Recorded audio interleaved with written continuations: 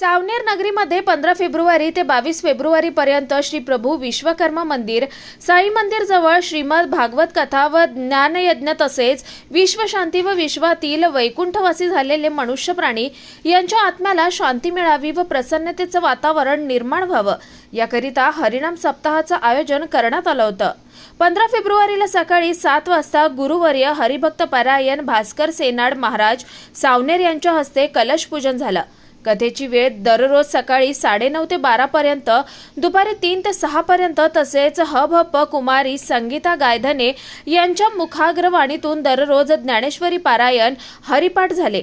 20 February मंगळवारला रात्री 8:30 ते 10:30 पर्यंत कीर्तनकार परमपूज्य गुरुवर्य हरिभक्त परायण अनिल महाराज आहेर नागपूर यांचे कीर्तनाचा कार्यक्रम झाला।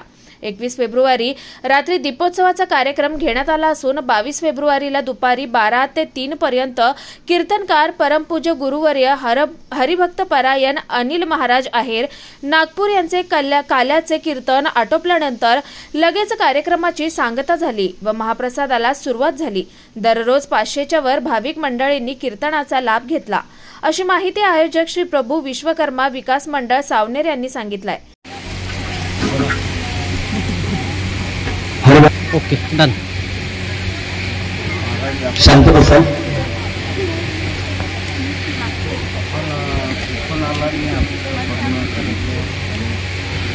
माझं नाव अनिल महाराज आहे। मी नागपूरवरून या कार्यक्रमात आलेलो आहे। माझे आयोजक संयोजक आमचे सेनार महाराज आणि मला भागवतासाठी या ठिकाणी आमंत्रित केलं आणि 25 विश्वकर्मा जयंतीच्या निमित्ताने या ठिकाणी श्रीमद भागवताचं व्यापक आयोजन आणि त्यांच्या दृष्टीला मानणं या ठिकाणी नगरीमध्ये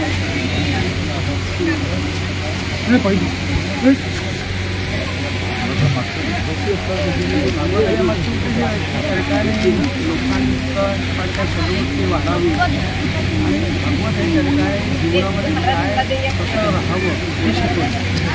स्वतःमध्ये जीवनामध्ये आपण कशा पद्धतीने सावध राहिलं पाहिजे आणि आपलं आचरण कशा पद्धतीने राहिलं पाहिजे हे भागवत त्या ठिकाणी शिकवलं।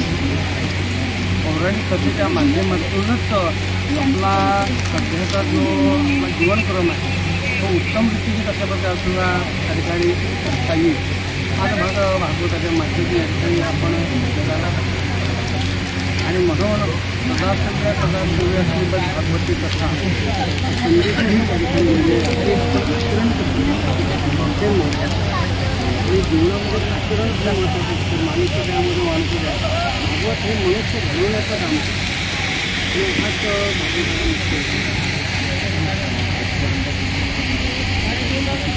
हे भरपूर कार्यक्रम झाले। त्याच्यामध्ये माझा कार्यक्रम बद्रीनाथचा झालेला आहे, जगन्नाथपुरीला झालेला आहे, रामेश्वरला झालेला आहे, चित्ताला झालेला आहे, नैमिषारण्य झाला आहे, नेपाळला सुद्धा माझी विठ्ठलकथा झालेली आहे। त्याच्यानंतर नैमिषारण्य, सुक्ताल, देहू, आळंदी, पंढरपूर सेवा संस्थांमध्ये सुद्धा माझं भागवत त्या ठिकाणी झालेलं आहे। आता पुढच्या महिन्यामध्ये आसाम गुवाहाटी कामाख्या देवी जी आहे तिथे श्रीदेवी भागवताचं आयोजन आहे।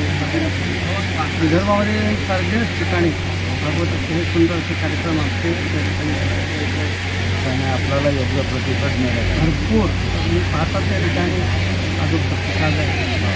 सोप्या आणि सुलभ भाषेमध्ये लोकांना सांगायचं भागवत याचा अर्थ भक्ती करा, ग म्हणजे ज्ञान, व म्हणजे वैराग्य आणि क म्हणजे त्याग या 4 साधनाच्या माध्यमातून आपल्या त्या ठिकाणी एक योग्य आणि सुंदर मनुष्यत्व त्या ठिकाणी आपल्यामध्ये प्राप्त होऊ शकते हा तर भागवताचा त्या ठिकाणी संदेश महाराज आपण आपला पूर्ण परिचय आणि आपले जे काही विचारसरणी आहे आपल्या महाराजासोबत आपण राहतात आपले विषय काय आपले वादन कसं काय विषयाबद्दल माझं पूर्ण नाव थोडा आवाज नाही। माझं पूर्ण नाव हरिभक्त परायण महाराज सोनवणे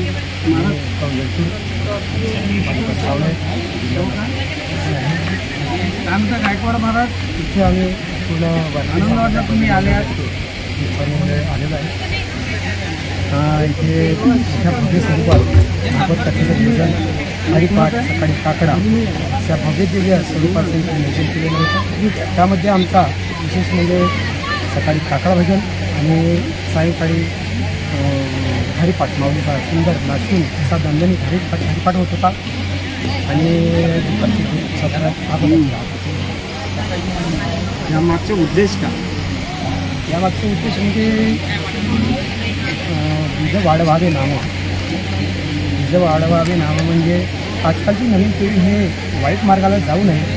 आज आमच्याबरोबरची जे मुलं आहेत हे सगळे तरुण आहेत. आज जर या संप्रदायाला जोडले नसते तर ते कुठेतरी वाईट मार्गाला लागले असते. ते वाईट मार्गाला लागू नये म्हणून ह्या मार्गाने सगळी मंडळी कुठली आहे? हे सगळी मंडळी वारकरी भजन मंडळ वेलपूर काही सोनेगाव म्हणून सोनेगाव म्हणून गाव आहे तिथे आहे आणि वारकरी भजन मंडळ त्या नावाने इथे आलेलं आहे. आपण महाराजांना सोबत राहतो. हो हो, महाराजांनीच आम्हाला आमंत्रित केलेलं आहे आणि तसेच ती कमिटी शेखर महाबाबांचे जे कमिटी आहे त्यांनी सुद्धा आम्हाला आमंत्रित केलं होतं. खाली आले होते.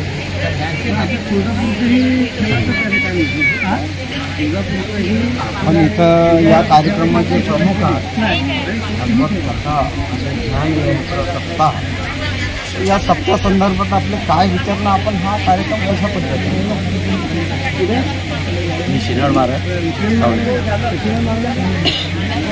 भागवताचं नियोजन तर माझा एकच उद्देश होता की सर्व काही नेहमी देव भागवत पण मनुष्याच्या मोक्षीकरता मनुष्याला मोक्ष मिळावे, त्यांच्या आत्म्याला शांती मिळावी म्हणून हे भागवताचं आयोजन मी ठरवलं. गोरगरीब जे आहेत ते गरीब भागवत करू शकत नाही म्हणून त्यांच्या आत्म्याला शांती मिळावी आणि त्या अनुषंगातून हे भागवताचं आयोजन. पुढील विषय काय आणि तुमचा दृष्टिकोन पुढील विषय हाच आहे की आपण सर्व एकत्र मनाने राहावं, एकमेकाबद्दल वाईट भावना वाईट विचार येऊ नये आणि हे दूर होण्याकरता हाच एक असा सत्मार्ग आहे तो भागवत गीता कीर्तनचा म्हणून या ठिकाणी केलेला आहे आणि दरवर्षी होत राहावं. आपली म्हणजे सर्व भक्तांनी मला फार सहकार्य केलं. विशेष प्रकारे मी विचारू शकतो असंही धन्यवाद. धन्यवाद महाराज. आपण इथे योग्य मार्गदर्शन दिलं त्याबद्दल. स्टार महाराज. युवराज मेश्राम, स्टार महाराष्ट्र न्यूज, नागपूर.